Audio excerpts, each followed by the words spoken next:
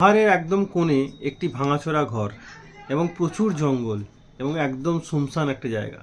সেখানে একটা বুড়ো কুকুর, কালো সাদা কুকুর যার নাম ভোলু, সে এখনও ঘরের সামনে বসে আছে। তার মালিক অনেকদিন আগেই মারা গেছে এবং তার মালকিনকে তার ছেলে এসে শহরে নিয়ে গেছে। তো ভোলু এখনও তার মালিকের জন্য সেই ঘরের সামনে অপেক্ষা করছে। হয়তো সে ভেবেছে যে কখনো না কখনো তার মালিক আসবে, এসে যেন তাকে দেখতে পায়, সে সেই জন্য সেখানে অপেক্ষা করছে। তো একটি মহিলা এবং তার বাচ্চা রোজ পাহাড়ের অন্য কোণ থেকে এসে তাকে রোজ খাবার দিয়ে যায়, কখনো রুটি, কখনো বাঁচানো মাংস। তো ভোলু রোজ মেয়েটিকে ছাড়তে আসে।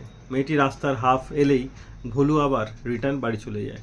বাড়ি চলে গিয়ে ওয়েট করতে থাকে, কিন্তু মেয়েটি তো তাকে নিয়ে যাওয়ার অনেক চেষ্টা করলেও সে যায় না। কিন্তু একদিন মেয়েটি কেঁদেই ফেলে, তখন ভোলু আবার তার কাছে আসে, তার বাড়ি পর্যন্ত তাকে ছেড়ে দেয়, কিন্তু সে আবার রিটার্ন ঘরের সামনে চলে যায়।